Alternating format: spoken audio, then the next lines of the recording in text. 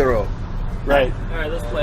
Yeah. All right. Get out of here. Let me get a Alright, drink. here we go, ladies and gentlemen. It is going to be the great Carlini playing the black pieces, and the chess Jedi, aka the Chedi Knight, Brian playing the white Alright. pieces. Ready? Brian Yes, playing without always his ready. classic brown robe. Brian opens with the English. Carl plays the, let's see what he plays. He's gonna play the Anglo-Grunfeld defense. And now Brian is thinking, pushing the pawn. Carl pushes his pawn, releasing his dark square bishop. The knight gets developed. And here comes the other pawns. And Brian signaling the fanchetto of the white bishop. Carl develops his knight. And Brian playing some prophylaxis, not allowing that knight to come inside.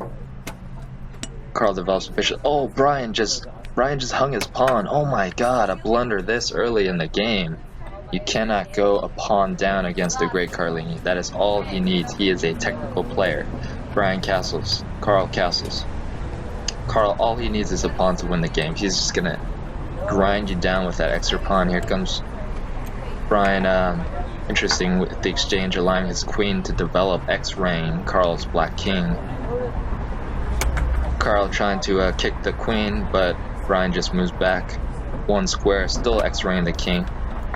Now here comes black, signaling that he might fanchetto his white bishop, trying to exchange the key piece of Brian's bishop, which is the white bishop defending Brian's king.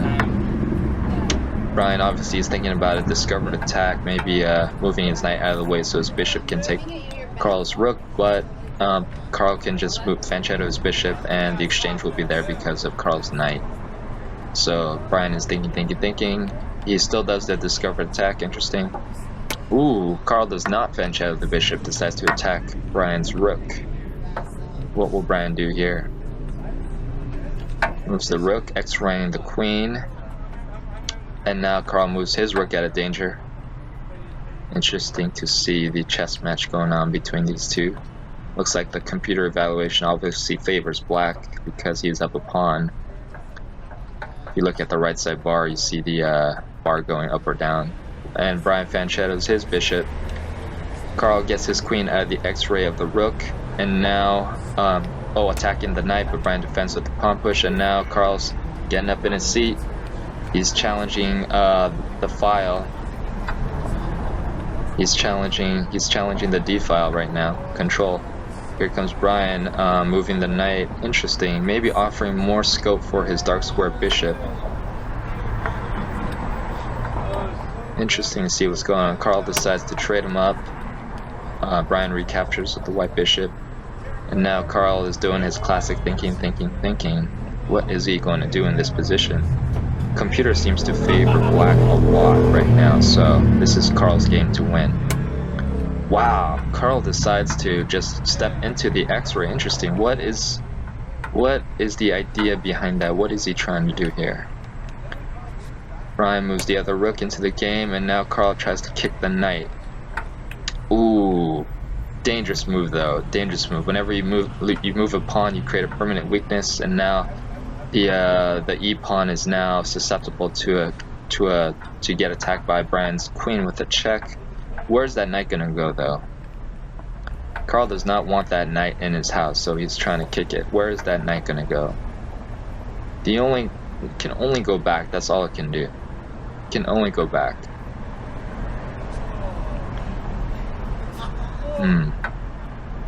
Brian moves the knight out of danger.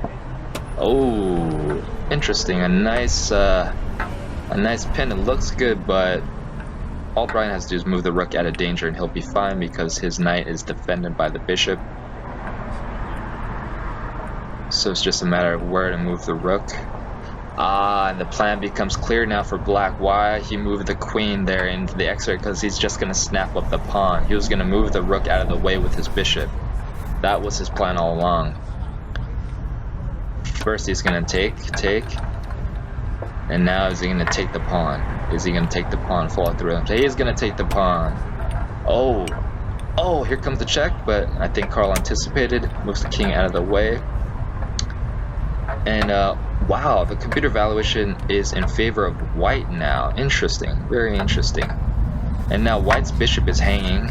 but so is black's bishop. So what is Brian gonna do here? Is he gonna save his bishop? Is he gonna take? Oh, it decides to tempo Carl's queen. Interesting. Carl takes the bishop. Is he gonna take? Oh, okay. He gets the check in first with the rook.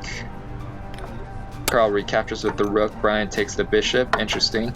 Looking at the material, everything's even except Carl has one pawn, but Brian has the bishop going into the endgame, where the game seems to be semi-open. So it might slightly favor white, but the computer has both players dead even. Okay, Carl moves the rook out of danger from the queen. What is Brian's plan here? What can he do? Okay, he's gonna bring his rook into the game. Carl pushes. Oh, the computer evaluation goes crazy. There is a tactic here for white. What is the tactic? Will Brian find it? What is the tactic for white here? There is something juicy here. The computer just went crazy. White decides to check, exchange the rooks. That obviously was not the tactic. Carl moves up. Oh, here comes the bishop check. Uh-oh. Carl pushes the pawn. The computer goes crazy again. Check. There might be a mate here, ladies and gentlemen. There might be a mate here. I'll take a draw. Oh, you gonna take a draw? God. Is he offering the draw? A draw? There's a mate here. There's a mate here. Oh, my God. Yes.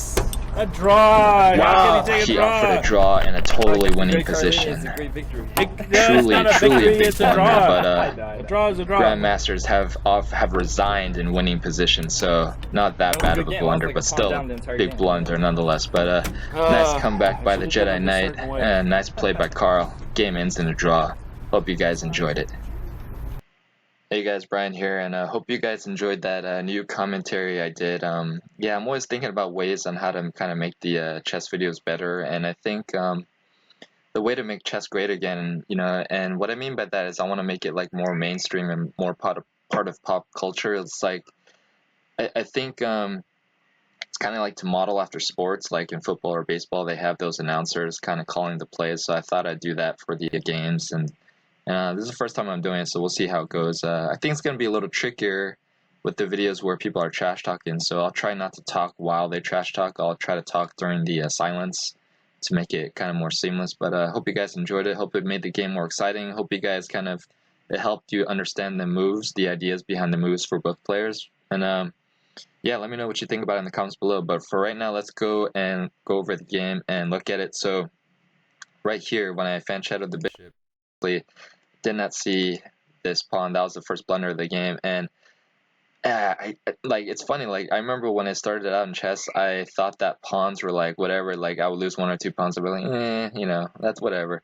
But now it's like if you lose a pawn, especially against a player like Carl, it's pretty much over because he will just grind you down and just win the game based on the extra pawn. That's all it takes. So I was really, really discouraged when I saw that I blundered so early, and in my mind I was thinking draw, draw, draw. How can I draw? And that just goes to show you, like, you get what you focus on. Like I should have thought about winning, winning, winning instead of drawing. And can't believe I drew in a winning position, but I guess that's better than I've heard GMs actually resign in winning positions before. So if you think offering a draw in a winning position is bad, like resigning in a winning position is even worse. Okay, but let's go over that one tactic in the game where the computer jumped up.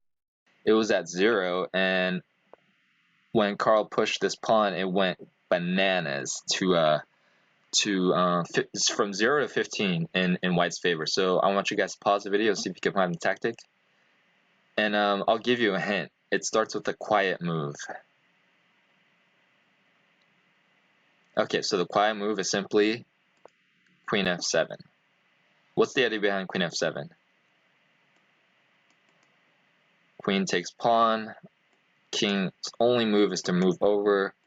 Got the check with the bishop. King's only move is to move over, and then the queen comes back to the original square. Mate. So what's the only way? And well, I just want to show you guys in visual form. Let's say white makes a nothing move, then queen takes, move over, check, boom, mate. So just so you guys see it. So let's go back to this position. What's the only move that black has to save that mate? I'll pause the video and see if you guys can find it. the only move is queen c2, because once I take this pawn, the queen can come back and guard it so that the king doesn't move over. But what's White's response to that? If you want to pause the video and find it, this is a really cool tactic, by the way. Yeah, simply rook d5. So instead of the queen delivering the check to move the king over, the rook will be delivering the check. So what's White's response here? White's going to try to delay the inevitable, but it doesn't matter. I mean, Black's going to try to delay the inevitable, but it doesn't matter. Rook takes, and now queen is forced to take, and queen takes queen, and this is pretty much, I mean, I'm pretty sure I can win this game up like a full queen. So, well, not a full queen, but definitely, you know, I'm up a queen, basically. And yeah, so very cool tactic. I wish I saw that in the game. And let's go back to the end of the game here. So hypothetically, let's say, oh, then it's simply mate here, right? Yeah, okay, that's all right. So instead of that, let's say the king moves back here. Then simply bishop takes, and now White's going to deliver mate on either square. What can really Black do at this point? All his pieces are far away. Maybe deliver some checks. Try to deliver some more checks, but escape, and one more check, I guess. It doesn't matter. And mate. So there it is if you guys want to see what it looked like at the end. So yeah, I hope you guys enjoyed the game. Hope you guys enjoyed the commentary during the game. Hope you guys enjoyed the analysis. And let me just say, like, the more I improve these videos, like, I gotta be honest with you guys, the longer it takes. Like, this one took almost a little over 4 hours to make, and yeah, I don't think it's sustainable. Like, I don't think I can do it every day. I mean, it's pretty it's a lot of work. So if you guys want to support the channel, support Coffee Chest, there's a Patreon link below in the video description. You guys get a lot of cool stuff, a lot of access to a lot of cool games, and I'm trying to like add more things, interviews, questions. There's meetups in Los Angeles, and yeah, if you guys sign up for it, it would really help. But yeah, I'll have to rethink like the frequency of doing these videos, just because they're taking so long to do, you know. So just want to throw that out there to you guys. But I hope you guys are enjoying the games, and yeah, I'll see you guys later. Thanks.